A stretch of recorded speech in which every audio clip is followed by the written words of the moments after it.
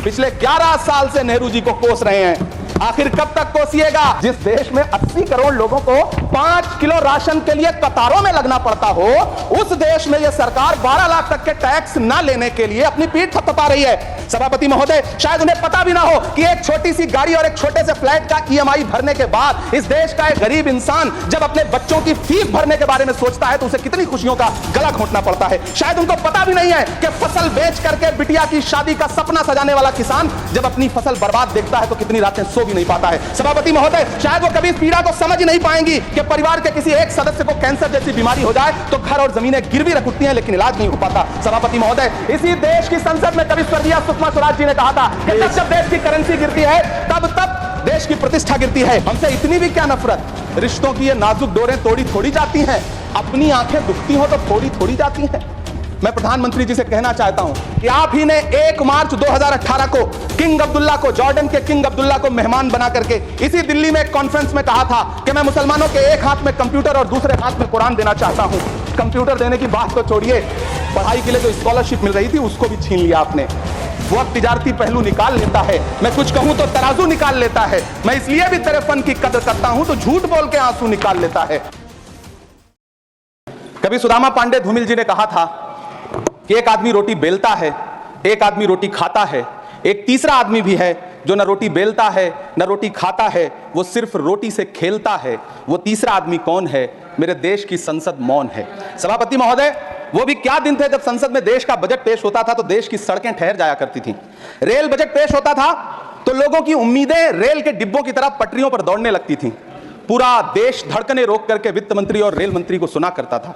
अफसोस, अब बजट पेश हो जाता है, मीडिया चैनल सरकार का महिमा मंडन करते हैं और बेचारी जनता बजट के आंकड़ों के शब्द जाल में उलझी हुई महीनों बाद समझ पाती है कि उसका तो फिर से कट गया।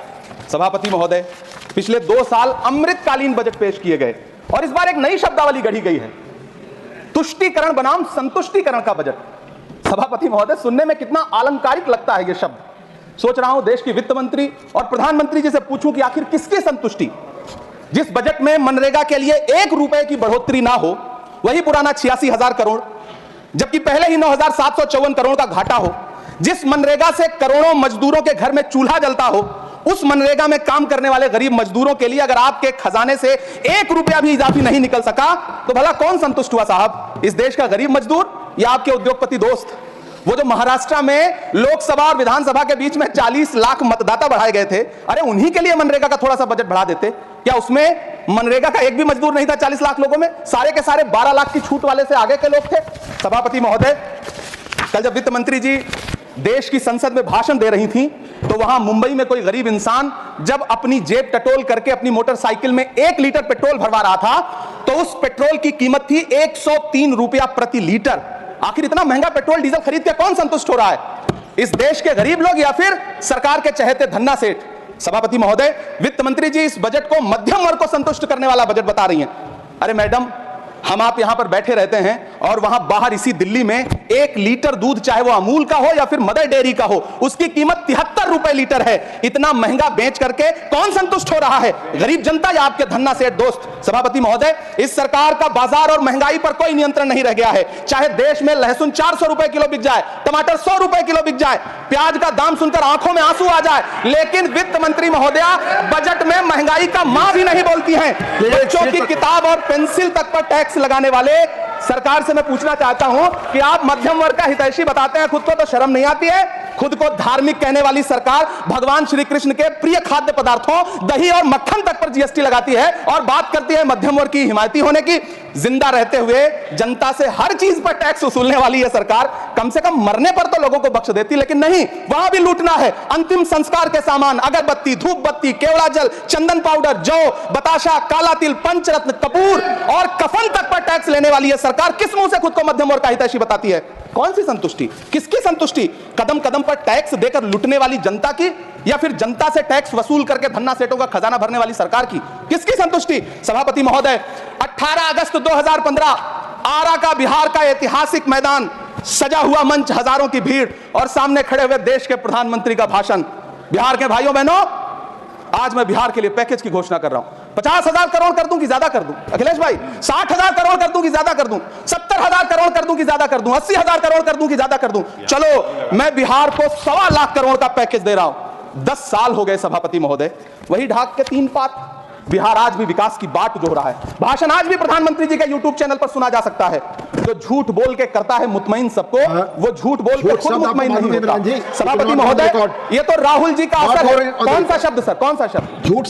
ठीक है सर, मिथ्या बोल करके, जो मिथ्या बोल के करता है मुतमईन सबको, वो मिथ्या बोल के खुद मुतमईन नहीं होता। ये राहुल जी का असर है। जो मखाना बोर्ड की घोषणा हुई, अखिलेश जी आपको याद होगा, भारत जोड़ो न्याय यात्रा में 30 जनवरी 2024 को बिहार के रंगभूमि मैदान में राहुल गांधी जी का पूर्णिया में भाषण था और उसमें मखाना को लेकर उन्होंने आवाज उठाई थी। ये उनका असर है कि आपको मखाना बोर्ड बनाना पड़ा, वरना तो आप मखाना बोर्ड बनाने वाले लोग हैं। सभापति महोदय, बिहार को झूठे पैकेज और चुनावी दिलासे देना बंद करिए। आज भी जब कोसी में बाढ़ आती है तो पूरा सीमांचल बर्बाद हो जाता है। मैंने उस तबाही को अपनी आंखों से देखा है। 2016-17 की बाढ़ में अपने इन्हीं हाथों से राहत सामग्री बांटी है मैंने। अगर सच में बिहार के लिए कुछ करना चाहते हैं तो बिहार को बाढ़ से बचाने का प्रबंध करिए। पूर्णिया एयरपोर्ट 10 साल से बाट जो रहा है, घोषणा 2014 में हुई, बन के आज तक तैयार नहीं हुआ। अलीगढ़ मुस्लिम विश्वविद्यालय का किशनगंज सेंटर बजट के अभाव में दम तोड़ता जा रहा है। मैंने पिछले बजट सत्र में भी आवाज उठाई थी। आज फिर वित्त मंत्री जी से अनुरोध करना चाहता हूं दामन फैला करके कि अलीगढ़ मुस्लिम विश्वविद्यालय का किशनगंज सेंटर बन जाने दीजिए। आखिर कौन सी नफरत है? यह मुल्क हमारा भी है।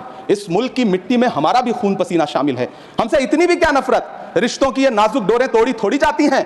अपनी आंखें दुखती हो तो फोड़ी थोड़ी जाती हैं। सभापति महोदय, अल्पसंख्यक मंत्रालय का बजट काटकर मौलाना आजाद नेशनल फेलोशिप बंद कर देना, प्री मैट्रिक स्कॉलरशिप बंद कर देना, नई मंजिल योजना बंद करना, धरोहर योजना बंद करना। 2024-25 के बजट में माइनॉरिटी मिनिस्ट्री के लिए 3,183 करोड़ रुपए की घोषणा हुई, लेकिन देश को हैरत होगी कि बाद में समीक्षा करके लगभग आधा कर दिया गया, 1,868 करोड़ रुपए। मैं तो सरकार से पूछना है कि कौन संतुष्ट हुआ? इस देश का अल्पसंख्यक संतुष्ट हुआ या आप संतुष्ट हुए? किसका संतुष्टिकरण? सभापति महोदय, मैं प्रधानमंत्री जी से कहना चाहता हूं कि आप ही ने 1 मार्च 2018 को किंग अब्दुल्ला को, जॉर्डन के किंग अब्दुल्ला को मेहमान बना करके इसी दिल्ली में एक कॉन्फ्रेंस में कहा था कि मैं मुसलमानों के एक हाथ में कंप्यूटर और दूसरे हाथ में कुरान देना चाहता हूं। कंप्यूटर देने की बात तो छोड़िए, पढ़ाई के लिए जो स्कॉलरशिप मिल रही थी उसको भी छीन लिया आपने। किसको संतुष्ट करने के लिए? हम समझते हैं इस साजिश को। आप माइनॉरिटी मिनिस्ट्री का बजट काटते काटते एक दिन मिनिस्ट्री को ही बंद कर देना चाहते हैं। वो जहर देता तो सबकी नजर में आ जाता, सो ये किया कि हमें वक्त पर दवाएं न दी। सभापति महोदय, मैं तो वित्त मंत्री जी से पूछना चाहता हूं आपके माध्यम से कि शायद आपको पता ही नहीं है कि गृहस्थी चलाने वाली एक गृहिणी की मुश्किलें क्या क्या होती हैं। आपने कभी सोचा भी नहीं होगा कि जब वो किचन में सब्जी बनाने के लिए कड़ाई में तेल डालती है तो उसके साथ उसके आंसू भी गिरते हैं। सभापति महोदय, शायद उन्हें पता भी ना हो कि एक छोटी सी गाड़ी और एक छोटे से फ्लैट का EMI भरने के बाद इस देश का एक गरीब इंसान जब अपने बच्चों की फीस भरने के बारे में सोचता है तो उसे कितनी खुशियों का गला घोंटना पड़ता है। शायद उनको पता भी नहीं है कि फसल बेच करके बिटिया की शादी का सपना सजाने वाला किसान जब अपनी फसल बर्बाद देखता है तो कितनी रातें सो भी नहीं पाता है। सभापति महोदय, शायद वो कभी इस पीड़ा को समझ ही नहीं पाएंगी कि परिवार के किसी एक सदस्य को कैंसर जैसी बीमारी हो जाए तो घर और जमीनें गिरवी रख उठती हैं लेकिन इलाज नहीं हो पाता। सभापति महोदय, इसी देश की संसद में कभी स्वर्गीय सुषमा स्वराज जी ने कहा था कि जब देश की करेंसी गिरती है तब देश की प्रतिष्ठा गिरती है। एक तरफ कोलंबिया जैसा छोटा सा देश और उसके प्रधानमंत्री गुस्तावो पेत्रो खड़े हैं जो कोलंबिया के नागरिकों को हथकड़ी लगाकर लाने वाले जहाज को अमेरिका बैरंग वापस लौटा दे रहे हैं, और दूसरी तरफ हमारे प्रधानमंत्री जी खड़े हैं जो बेड़ी और हथकड़ी लगा करके लाए गए बेटों के अपमान पर एक शब्द नहीं बोल रहे हैं। सभापति महोदय, मैं इतिहास के पन्ने पलट रहा हूं, मुझे 2 किरदार याद आ रहे हैं। एक तरफ निक्सन के 7वें बेड़े की धमकियों के सामने लोहे की तरह अडिग इंदिरा गांधी खड़ी हैं, तो दूसरी तरफ खुद ही नमस्ते ट्रंप का नारा लगाते हुए प्रधानमंत्री जी खड़े हैं। मेरे कानों में सुषमा स्वराज जी की आवाज गूंज रही है। बहुत कम बोलने वाले डॉक्टर मनमोहन सिंह ने बहुत ज्यादा बोलने वाले प्रधानमंत्री जी को जब देश की बागडोर सौंपी थी तो $1.58 का था, आज 85 से 87 के बीच में झूल रहा है। इन दिनों रुपए की अहमियत गिरती है तो न तो देश की प्रतिष्ठा गिरती है ना प्रधानमंत्री की गरिमा। जिस देश में 80 करोड़ लोगों को 5 किलो राशन के लिए कतारों में लगना पड़ता हो, उस देश में यह सरकार 12 लाख तक के टैक्स न लेने के लिए अपनी पीठ थपथपा रही है। हुकूमत इस कदर आवाम पर एहसान करती है, ये आंखें छीनती है और चश्मे दान करती है। सभापति महोदय, महाराष्ट्र का भिवंडी हो, मालेगांव हो, इचलकरंजी हो, यूपी का बनारस हो, मुआयमा हो, मुबारकपुर हो, रांची का छोटा नागपुर हो, बिहार का भागलपुर हो, हर जगह बुनकरों की उम्मीदें तोड़ रही हैं, लेकिन इस सरकार के पास उनके लिए कुछ भी नहीं है। मुरादाबाद का पीतल उद्योग, कानपुर का चमड़ा उद्योग, सहारनपुर का लकड़ी उद्योग, फिरोजाबाद का चूड़ी उद्योग, अलीगढ़ का ताला उद्योग, सब सरकारी प्लानिंग से तबाह हो रहे हैं। इन तमाम के बीच सरकारी सपोर्ट से बस एक उद्योग फल फूल रहा है, नोएडा का नफरत उद्योग। सभापति महोदय, जिस देश में 40 से 45% मेडिकल फैकल्टी की सीट खाली हो, वहां बजट में 75,000 नए मेडिकल सीट्स का ऐलान हो रहा है। सरकार बहादुर, कम से कम इस देश के पढ़े लिखे युवाओं को तो मूर्ख समझना बंद करिए। वो अब तिजारती पहलू निकाल लेता है। पहले 7500 मेडिकल सीट्स बाद में बनाइएगा, पहले जो एम्स में 2161 पद खाली पड़े हैं उनको तो भर दीजिए। वो अब तिजारती पहलू निकाल लेता है। मैं कुछ कहूं तो तराजू निकाल लेता है। मैं इसलिए भी तेरे फन की कदर करता हूं तो झूठ बोल के आंसू निकाल लेता है। सभापति महोदय, फिर झूठ आया है, मैं उसे मिथ्या कर दे रहा हूं। शायरी में बार-बार आ जाता है, क्या करूं महोदय? काश ये बजट, सभापति महोदय, वो एक शब्द मैं मिथ्या कर दे रहा हूं सर, वो एक शब्द को हटा दीजिए। ध्यान रखें, ऐसे जो भी शब्द होंगे आपके वहां। सभापति महोदय, काश ये बजट बीपीएससी के पेपर लीक की शिकायत करने वाले नौजवानों पर बरसती हुई पुलिस की लाठियों पे जख्मों पर मरहम लगा पाता। सभापति महोदय, पिछले 80 दिन से 70 साल का एक बुजुर्ग एमएसपी की लीगल गारंटी मांगता हुआ आमरण अनशन पे बैठा हुआ है।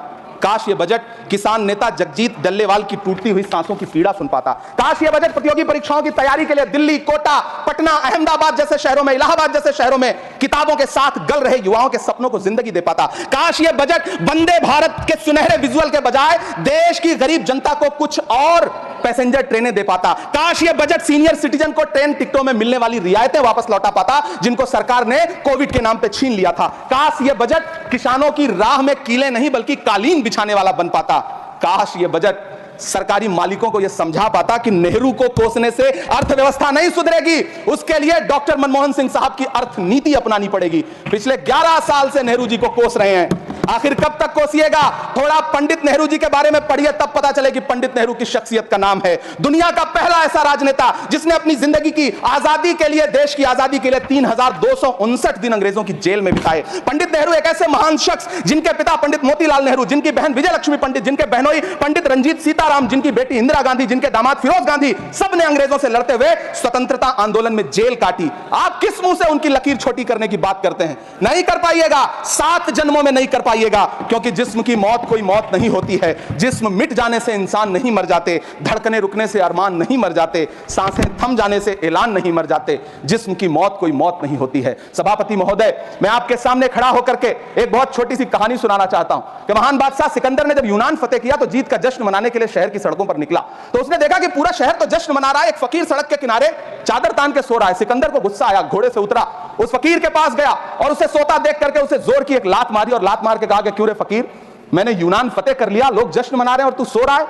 उस फकीर ने उन्हीं आंखों से सिकंदर को देखा और देख करके कहा कि शहर जीतना बादशाहों का काम है, लेकिन लात मारना तो गधे का काम है। सभापति महोदय, गरीब जनता को लात मारना बंद करिए। यह अमीरों के लिए बनाया गया बजट है, यह निराशाजनक बजट है। हम अमृतकाल सुनते आ रहे थे, यह अमृतकाल इतनी जल्दी समाप्त हो गया कि अब अमृतकाल का कोई नाम तक नहीं लेना चाहता है। इसलिए मैं इस सदन में खड़ा होकर के देश की वित्त मंत्री महोदया से कहना चाहता हूं कि आपने अल्पसंख्यकों के बजट में जो कटौती की है उसको बहाल करिए। आपने मनरेगा को जो स्थिर रखा है उसका घाटा 9,754 करोड़ है, कम से कम उतना बढ़ा करके फिर से उसे बहाल करिए। नौजवानों के लिए रोजगार दीजिए, किसानों को एमएसपी की लीगल गारंटी दीजिए। यही मैं आपसे अपील कर रहा हूं। धन्यवाद सर, आपने इतना जो समय दिया उसके लिए शुक्रिया।